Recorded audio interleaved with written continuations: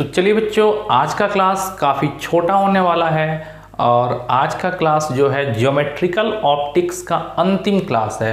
और इस क्लास के ठीक बाद हम वेव ऑप्टिक्स से स्टार्ट करेंगे। हमें पता है ऑप्टिक्स का दो ब्रांच हमको पढ़ना है।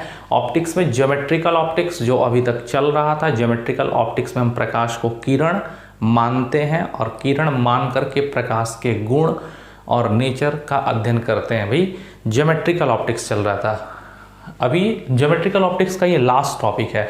इस ज्योमेट्रिकल ऑप्टिक्स के बाद हम तुरंत देखेंगे वेव ऑप्टिक्स। और भाई वेव ऑप्टिक्स में प्रकाश को अब हम तरंग मानेंगे, तरंग मान करके प्रकाश के गुण और उसके नेचर का अध्ययन करेंगे। तो भाई आज का टॉपिक क्या है भाई?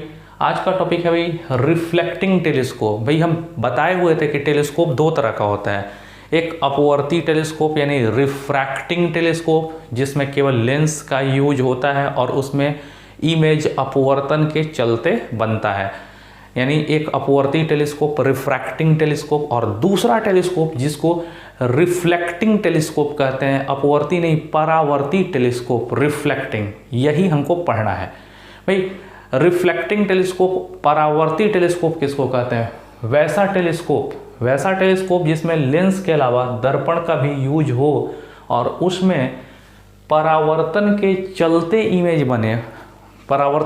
इमेज बने, तो उस तरह के टेलीस्कोप को भाई हम रिफ्लेक्टिंग टेलीस्कोप कहते हैं। कोई पूछे रिफ्लेक्टिंग टेलीस्कोप यानी परावर्ती टेलीस्कोप किसको कहते हैं?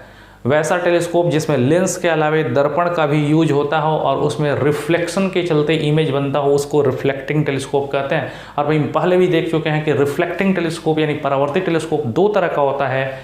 भाई आपके सामने है, पहला है रिफ्लेक्टिंग टेलीस्कोप में न्यूटोनियन टेलीस्कोप। इस टेलीस्कोप को भाई न्यूटन ने बनाया था, लेकिन इस टेलीस्कोप में एक दोष होता है कि इसका जो फाइनल इमेज ए बी जो बन रहा है, अगर वाइट रंग का वस्तु हो तो उसका जो फाइनल इमेज बनेगा वाइट रंग का नहीं बनेगा, ये 7 डिफरेंट कलर्स का बनेगा और सारा ये जो इमेज बनेगा एक दूसरे के पास बनेगा, जिससे हमको थोड़ी सी परेशानी होती है। इस टेलीस्कोप में एक कमी है, इस कमी को वर्ण विपथन का दोष कहते हैं, क्रोमेटिक एबरेशन का दोष कहते हैं। और ये दोष होता है इस न्यूटोनियन टेलीस्कोप में, और इस दोष को दूर करके कैसीग्रेन ने एक दूसरा रिफ्लेक्टिंग टेलीस्कोप बनाया जिसको कैसीग्रेन टेलीस्कोप कहते हैं। तो भाई चलो इन दोनों टेलीस्कोप को तुरंत देख लेते हैं। इन सब टेलीस्कोप में भाई आवर्धन क्षमता निकालने की झंझट नहीं है, इसकी थ्योरी ही बस जाननी है। इसमें बस यही जानना है कि इमेज कैसे बन रहा है, दूसरा कुछ नहीं जानना है। तो चलो भाई, कोई पूछे परावर्ती टेलीस्कोप रिफ्लेक्टिंग टेलीस्कोप किसको कहते हैं? वैसा टेलीस्कोप जिसमें लेंस के अलावा दर्पण का भी यूज होता है उसको रिफ्लेक्टिंग टेलीस्कोप कहते हैं और इसमें रिफ्लेक्शन के चलते इमेज बनता है। पहला रिफ्लेक्टिंग टेलीस्कोप है भाई न्यूटोनियन टेलीस्कोप। न्यूटोनियन टेलीस्कोप को भाई न्यूटन साहब ने बनाया था। इस न्यूटोनियन टेलीस्कोप में भाई अधिक द्वारक मतलब इस दर्पण की चौड़ाई, न्यूटोनियन टेलीस्कोप में अधिक द्वारक वाला एक अवतल दर्पण होता है। इस न्यूटोनियन टेलीस्कोप में अधिक द्वारक वाला एक अवतल दर्पण यानी कनकेव मिरर होता है, और ये अवतल दर्पण धातु के एक बेलन के एक सिरे पर फिट किया गया होता है। और इस अवतल दर्पण के भी प्रधान अक्ष, इस प्रिंसिपल एक्सिस पर एक समतल दर्पण अक्ष से 45 डिग्री के एंगल पर लगा होता है। और हम लोग फाइनल इमेज को आई पीस की मदद से देखते हैं।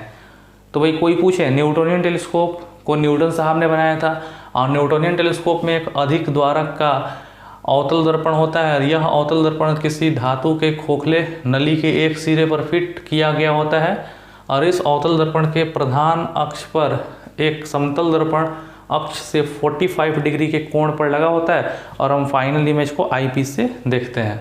भाई इमेज किस तरह बनता है?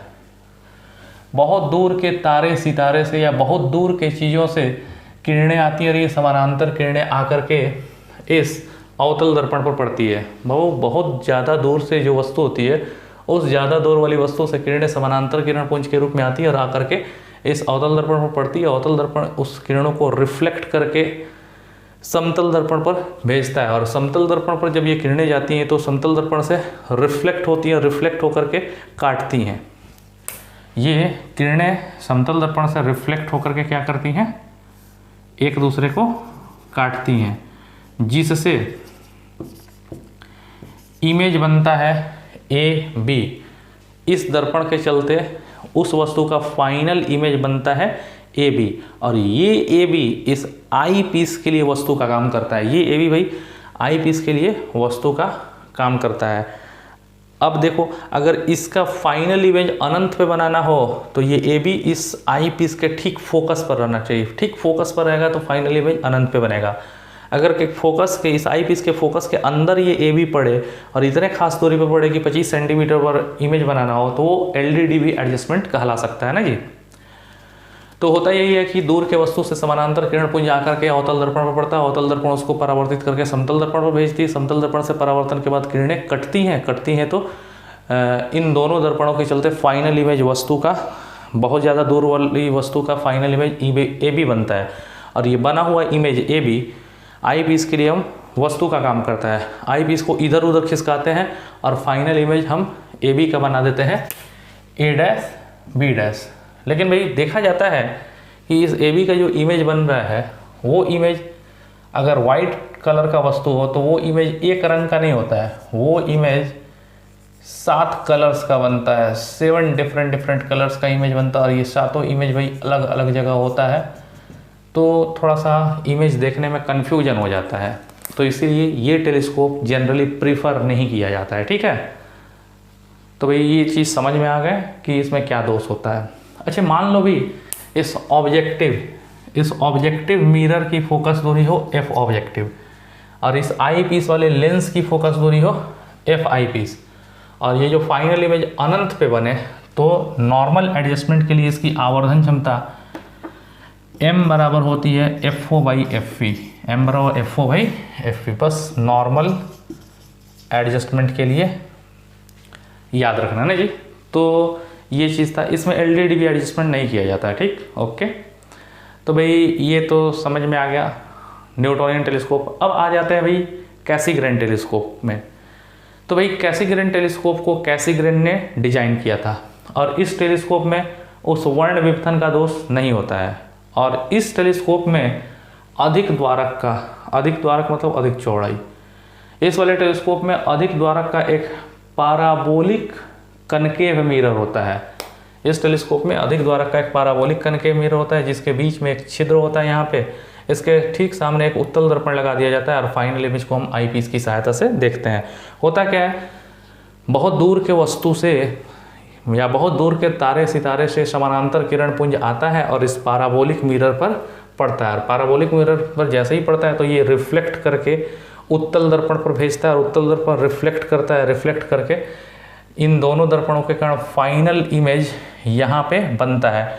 अब ये जो इमेज बना है इस आई पीस के लिए ऑब्जेक्ट का काम करता है। आई पीस को इधर उधर खसका करके फाइनल इमेज हम अनंत या 25 सेंटीमीटर पर बनाते हैं, और इस तरह कैसिग्रेन टेलीस्कोप में भाई इमेज बन जाता है।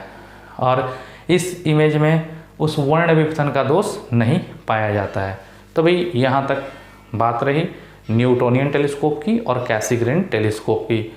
और भाई इसके साथ आपका geometrical optics full and final. अब आगे के क्लास में हम देखेंगे वेव ऑप्टिक्स। ठीक है, ओके, थैंक यू।